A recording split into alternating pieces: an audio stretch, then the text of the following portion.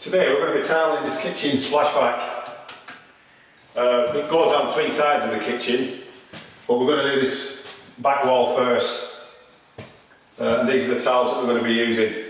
So before we get started, I'm just going to point out a couple of things that will make it a bit easier for you when you come to do it. If you look at this pelmet, you can see that it goes straight to the wall here, but we're going to be tiling there. So rather than trying to cut a tile around there, it's easier just to remove the actual pelmet itself. And they're normally just screwed on with a couple of screws underneath. So we can just pull that away now.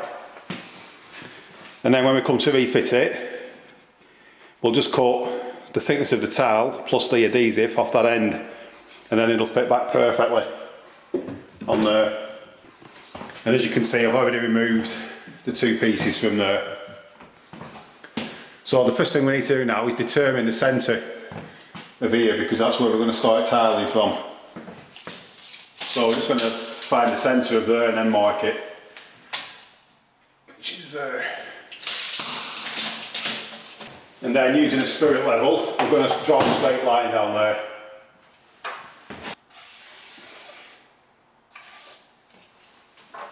So we now know that that's the centre of there, and that's where we're going to start tiling from. So because we're tiling onto an actual kitchen worktop, there's a good chance that in a few years' time somebody will come along and say they want a different worktop. So if you tile right down to the surface, whoever gets the worktop out is going to make a real mess, because you're going to break all the tiles. So it always makes good sense to position your first row of tiles on some tile spacers, so that you get a gap between the worktop and the first tile. And then you can remove the tile spacers when the adhesive's set, and then you can put a bead of silicone along the bottom to cover the gap up. So now we can start to spread some adhesive onto the wall.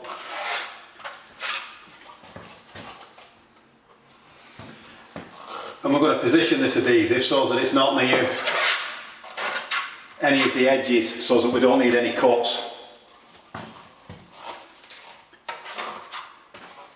You don't need to go mad when you put new adhesive on. You only need to do a small bit at once like that. And then when you've got so much on, you can then start to notch it using a notched trowel.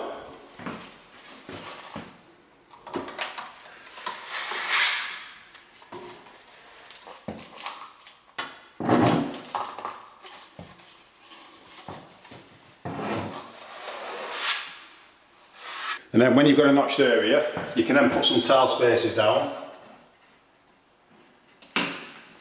And you can then start to fit your tiles. So we know that the first one needs to go there in the centre. So it's just a case of pushing it in with a slight twisting motion.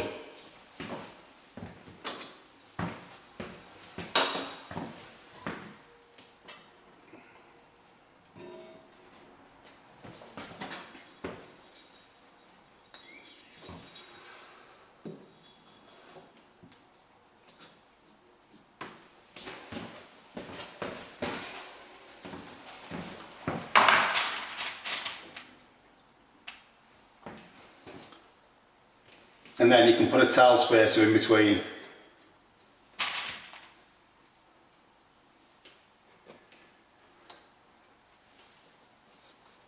And just make sure that they're firmly pressed onto the wall.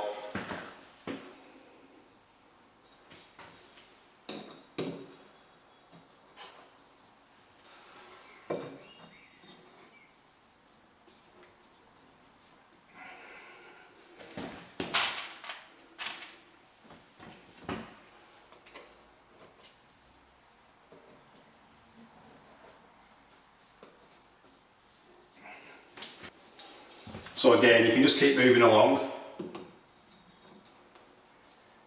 pressing the tile in firmly, and then ensuring you've got a spacer in, which will give you a nice even gap. Some people, when they're using tile spacers, use them that way on the top of the tile. And you can use them that way, there's nothing wrong with doing it that way, but if you just push them in like that from the front, you can take them out and you can reuse them again. So you don't need to keep going and buying new towel spacers all the time if you just push them in from the front like that, rather than putting them in on the top. And then when you've got so far, you can then start tiling upwards as well. But I'm only going to tile up to where the adhesive is at the minute. So I'm just going to take my time and just plod along with it. And I'll just work upwards and outwards until I get to a point where I need to cut a towel. And then it takes a bit more time then, obviously, because you've got to go to the towel cutter and make a cut.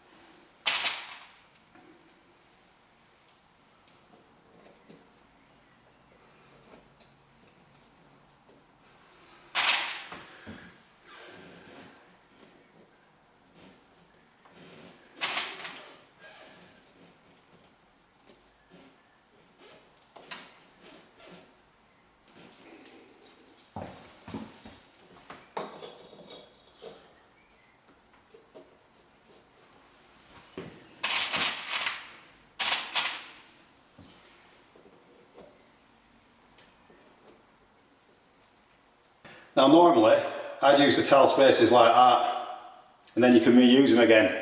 But with these particular towels, I'm having a bit of a problem because they're not completely square. And they have got a chamfered edge, which is making it more difficult.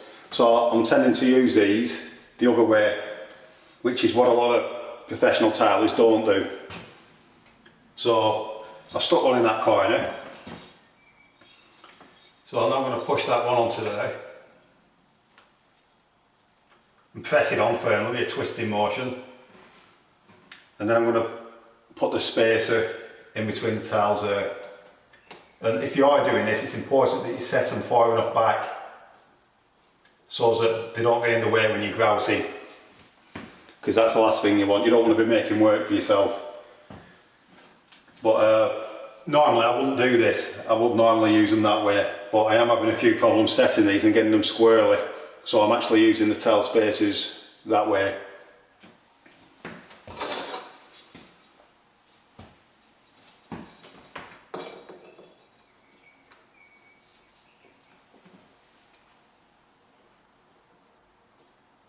So now we've got started there, we can go a little bit higher and we can start moving out at each side now, putting more tiles down until we get to the areas where we need to cut, and then it's going to become a bit more difficult.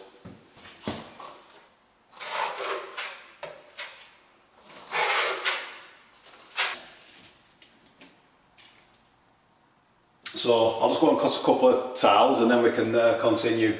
So we're just going to continue like that now, working up there and working outwards, cutting the tiles as we go and then fixing them. So I've done a few awkward cuts now at the top, and I'm just going to continue now, working upwards and outwards, and we should have this wall finished in a couple of hours hopefully. So I've done this side of the splashback now. One important point that I didn't mention earlier is that you need to make sure that your electrics are isolated before you go removing any sockets. In this case it doesn't matter because it's a new install and they aren't actually connected to anything, but it's an important point to always make sure that your sockets are isolated before you attempt to remove them. So I've done all the way up to this corner now, and now I've started working my way back the opposite way. So I've finished that corner. I've done the middle, but I've not finished the top yet. And now I've started working my way back into the other corner. So these particular tiles have an arrow on, and I've been making sure that all the arrows are pointing in the same direction. As you can see, I've put the adhesive on the wall with the notched trowel.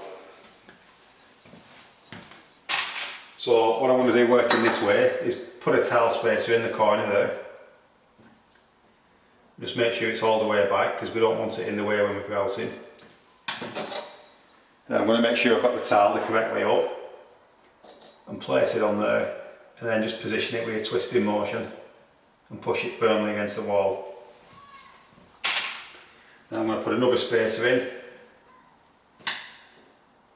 again pushing it firmly back. Then I'm going to get another tile, put it on in the same direction,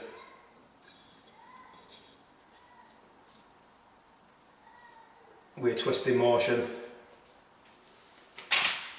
and then I'm just going to keep going like that, outwards and upwards.